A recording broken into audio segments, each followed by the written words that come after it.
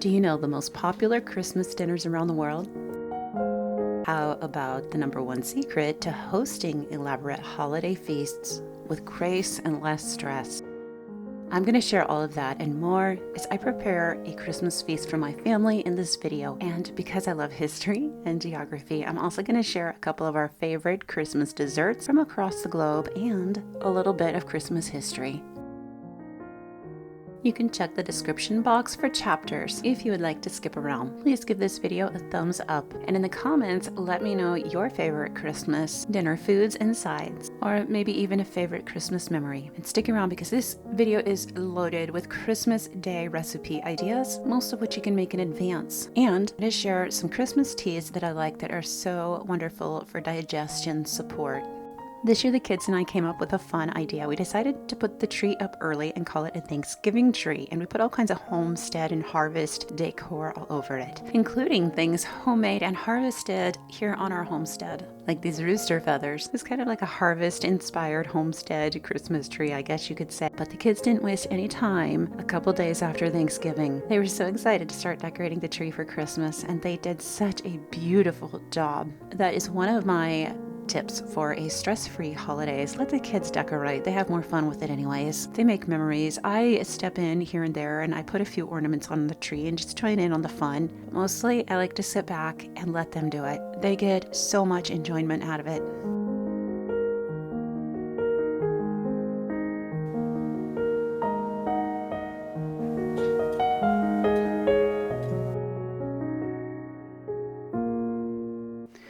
We like to do sourdough bread for health and digestive reasons, since it is healthier and easier to digest.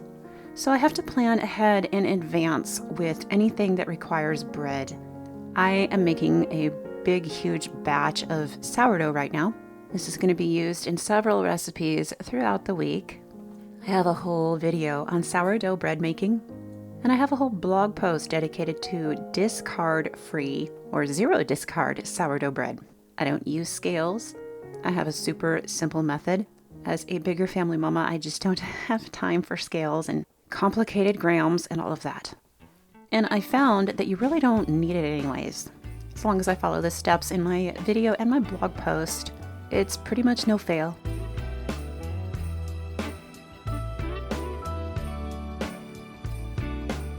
If you've been watching this channel for a while, you might have seen the video I did last year where I shared how to make my sourdough bread, and I talked about how I kneaded it in the KitchenAid for about 10 minutes. I found a much better way to do it. You really only need to mix it for about 1 minute or until it's incorporated. So you can see here, this dough, it's still kind of lumpy, but as soon as it's incorporated enough, what I do is I just take it out and I put it in here and I let it sit for about 20 minutes. After 20 minutes, I come along and I do what is called the stretching and folding method, where you just stretch and fold it over. It's not doing it very well right now because the gluten's not activated because I only just got it out of the KitchenAid. After it rests for about 20 minutes, it's really easy to stretch and fold. And then what you do is wait another 20 minutes, stretch and fold it again. Then you can put it in the fridge. You could do another round of stretching and folding though. But after you let it sit in the fridge for 24 hours, the gluten is completely developed and ready. At that point, you can just bring it out of the fridge, let it warm up for a few hours, and start to form it. You can see here, this is what it is supposed to look like after 12 to 24 hours, and having rested on the counter for about 5. I have a helper here. My son loves to help me with anything having to do with bread. He even knows how to make a batch of bread. He asked me to teach him last year.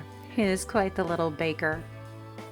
In these scenes, we're making some Christmas memories. I've got a couple of the kids coming into the kitchen to help make some rolls here. Now the rolls can be pre-made and then put back in the fridge until you are ready to use them. You can even take these, form them, put them in the baking dish and freeze them. And you can do this a week or more in advance. Then you would just pull them out about 12 hours before you're ready to use them. You might want to thaw them in the fridge, or you could thaw them on the counter. I like to thaw them in the fridge by taking them out like 24 hours from the freezer and putting them in the fridge. And then before I'm going to bake them, I pull them out about 5 hours before baking and let them rise. I hope that's not too complicated. So in this scene, the kids are making the rolls and I am making some loaves of bread for the week and also for some of my Christmas breakfast souffles. You can see those in either last week's video or the week before. My breakfast souffles are perfect for Christmas mornings or any holiday morning really, and they're so absolutely good. I'll link to the videos with those in the description box below. I like the breakfast souffles because you can make them in advance the day before.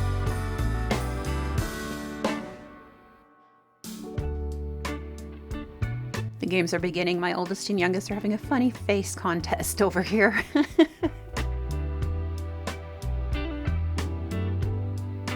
Major tip that I have before hosting, a few days before, clean out your refrigerators. This makes room for all the food you're going to be preparing in advance and just makes hosting overall a lot easier. It doesn't look that clean, but it is actually for us.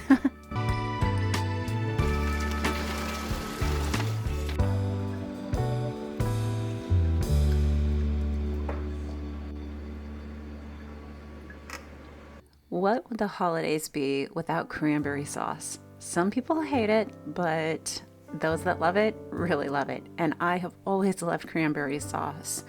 I used to like it out of the can until I realized I can make it myself, and it is so much better. I have a recipe I've been making for maybe around 10 years now. I honestly don't even measure anymore. I do have the recipe on the blog for you, so you can go read that recipe and print it. But I highly suggest you kind of accommodate this to your taste. So if you like it sweeter, make sure you add more sugar. But if you don't like it super sweet, start slow with the sugar. I have a couple pounds of cranberries that I got here at Costco. They had quite large bags. I like to make up a big batch of cranberry sauce at Thanksgiving, and whatever we don't use, if it has a lot of sugar in it, it will last.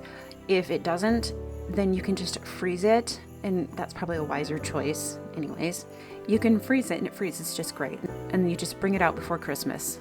I'm just grating some nutmeg in here. I'm going to sprinkle a little cinnamon in. I've added the orange juice, and we're going to let this simmer for a while. We're going to wait to add the sugar because if we add it now, it will cause this to most likely burn.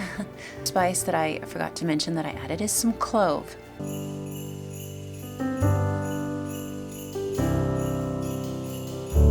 Ladies, I told you I would tell you what that bruise was from on the back of my hand. Over the summer, I started noticing all kinds of new health issues. By accident, we found out I was severely anemic. I'm so thankful for a really good doctor who caught it. I've been suffering from this probably for years, and it got so bad I was on the verge of passing out. The bruise is from ferritin injections. Apparently, anemia, especially with women my age, is extremely common. I'm feeling so much better since that has been taken care of.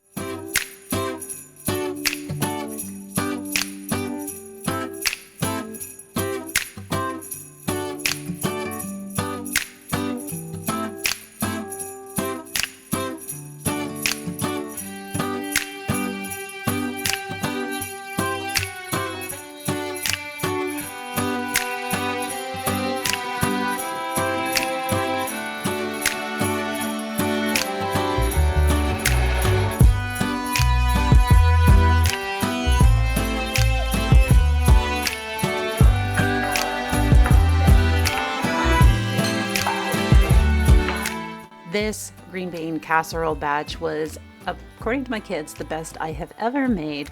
We need to make our own mushroom soup mix for this because of too many allergens in the family. I'm making my own from scratch. It's very easy actually. Just chop up my mushrooms and add them to some beef broth here. I think beef broth tastes the best. You could use vegetable, you can also use chicken broth, and I'm seasoning with a little bit of garlic salt.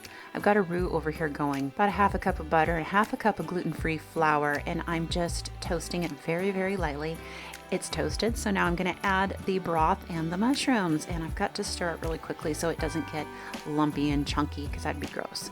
So we've got to stir it rapidly, and it's pretty much done. You want to cook it maybe for a minute after you add the broth, and it's done. When I make my green bean casserole, I like to add cream to it, especially if I home make my broth from scratch like this, because it is a little bit of a lighter taste when you make it from scratch. So the cream helps to add some body to it, and I like to add a little splash of Tabasco. I like to make the green bean casserole a few days in advance. Well, maybe not a few, a couple at least.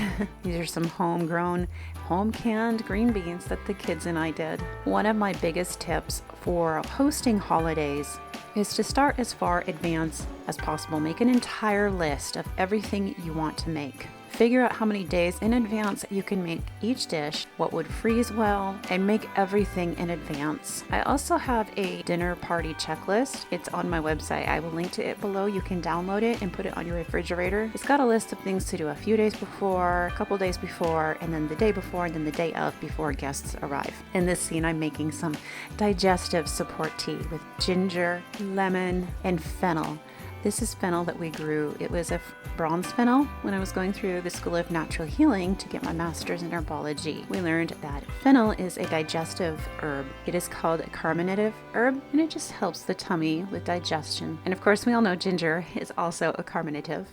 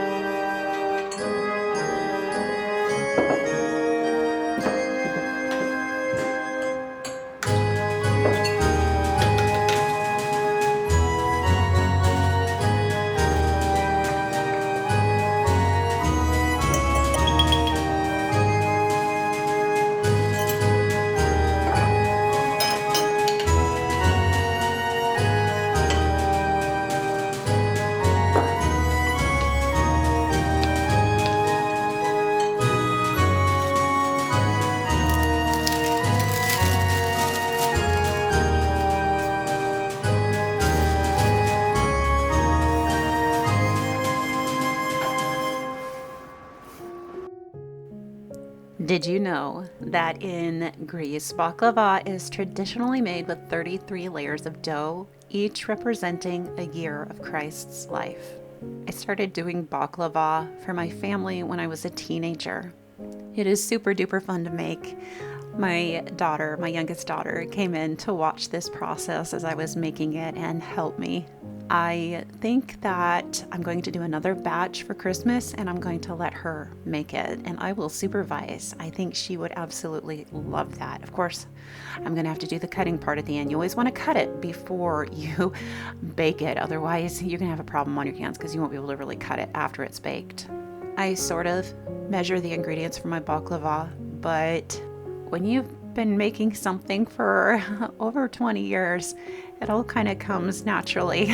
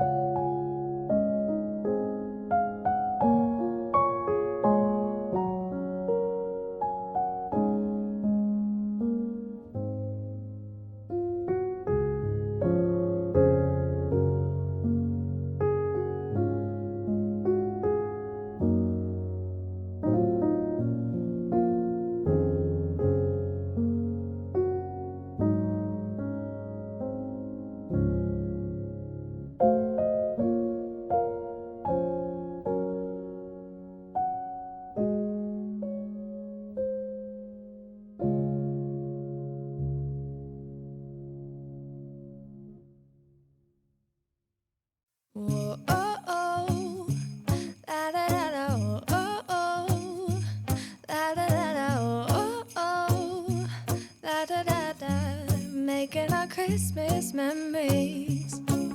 I've been working so much lately, I can barely find the time to sleep. Yeah, I spend my time running around, keeping people pleased. But this is my favorite holiday. It's a chance to start over new. 'Cause I missed you, so I'm letting go of everything but you. These are the good times with you. Baby, this year it's just gonna be you and me. Hang by the fire and chill. Isn't this how it's supposed to be? Making our Christmas memories. Oh, and I've been longing to hold you close. Forget about everyone else. Another Greek food that we absolutely love around Christmas time is Spanakopita. Again, I don't measure any of this anymore. I've been making it the same amount of time as I've been making the baklava. So my stepdad that I grew up with was a construction worker. He was a carpenter, a really good carpenter. And about once a year when he would finish a job, he would take me and my mom and my little brother out to dinner somewhere. When I was about 14, an Italian Greek restaurant opened up in our town, and so he took us there after finishing a job.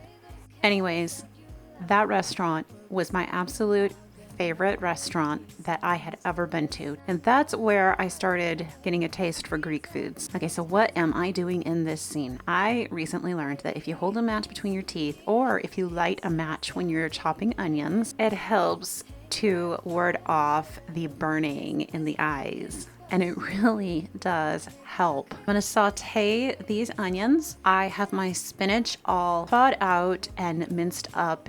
It's spinach from our garden. I grow spinach specifically for Spanakopita and for Christmas every single year. In the spring, I grow the spinach just to eat through the summer. And in the fall, I try to get a fall crop in, and it is always saved for Christmas time. And these are onions also from our garden. We had a huge onion harvest this year, which was a major blessing. We're still eating onions and have a lot left from our garden. Our garlic as well is from the garden. Our chickens are on strike, and I'm not happy about that. We have almost 30 chickens, and they're just not laying well right now, probably because of the cold weather and shorter days. If they had been laying well, I could say that most of the filling was homegrown, but I had to buy these eggs. It's really exasperating to have to buy eggs when you have chickens. Hopefully they start laying again soon. Making our Christmas memories. I've been longing to hold you close. Forget about everyone else. Isn't this how it's supposed to be? Making our Christmas memories.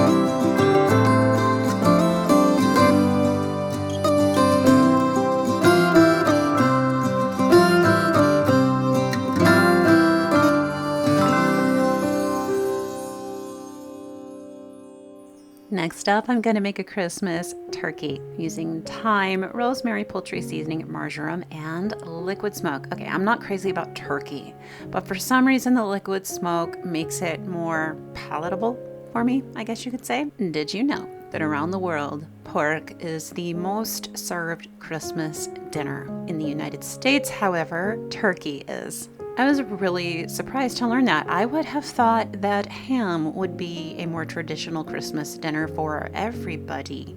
I wouldn't have thought that turkey would be, because I've always figured that everybody's tired of turkey by Christmas since they probably had it for Thanksgiving. So that was a fun little surprising fact I learned recently. Mommy, Yes. I got to talk to you about your car's extended warranty. My car doesn't have an extended warranty. That's the problem. Too many TV shows. Fall.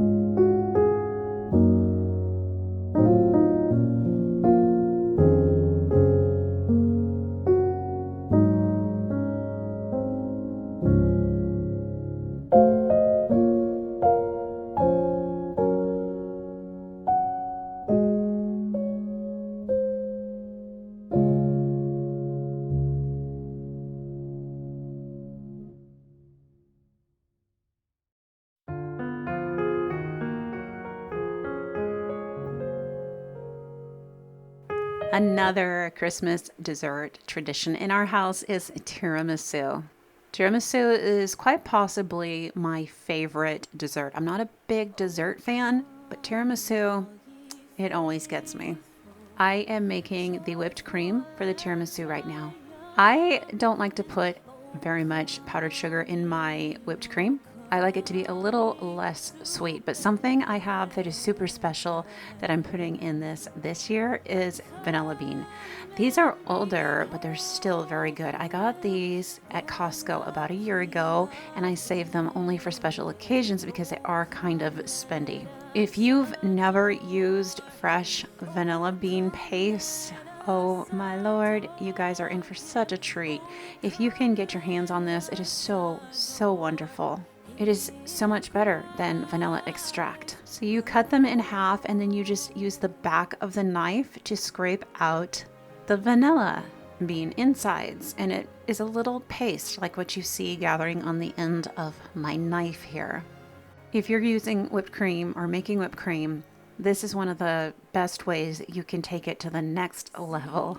Sing choirs of angels, singing exaltation, sing all ye citizens of heaven above. Traditionally, tiramisu is made with mascarpone. That was out of our grocery budget this year, so I am using an alternative that you can use. You can use cream cheese. And if you want to give it a little bit more of a mascarpone flavor, you can add a little bit of butter to it. You'll be surprised if you mix butter and cream cheese and cream it together, how much it tastes like mascarpone. I'm making espresso over here. I got this espresso maker at the Goodwill. From what I have researched and read, tiramisu is a popular Christmas dessert, and tiramisu means pick me up. There are variations of this recipe. One of my favorite variations includes Zabaglione, but I'm not going to be doing that today. Zabaglione is another Italian Christmas dessert, and I have it on the blog if you would like to make some. It is another one of my all-time favorite desserts. I don't know if I like it more or less than tiramisu. Hey, Lord, we greet thee, born this happy morning. Jesus, to thee be all glory given. Son of the Father, now in flesh appearing. Oh, come, let us adore him. Oh, come, let us adore him. Oh, come, let us adore him, Christ the Lord.